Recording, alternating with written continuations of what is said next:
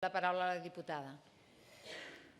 Consellera, sap tan bé com jo que aquesta llei no s'està desplegant com toca i això és responsabilitat seva i del seu grup parlamentari. Perquè la setmana passada el grup parlamentari de Junts pel Sí a la Comissió d'Igualtat va votar en contra d'una proposta de resolució que demanava precisament el desplegament de la llei.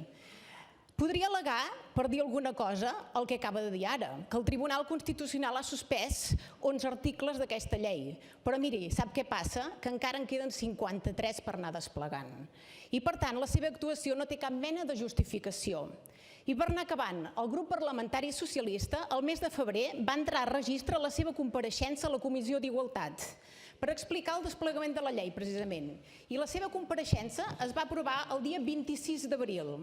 Consellera, no solament no fa el desplegament de la llei, sinó que incompleix el reglament del Parlament, que en el seu article 58.4 diu que les compareixences dels consellers s'han de substanciar en el termini d'un mes, comptant el dia que es van aprovar. Consellera, com justifica el que és injustificable?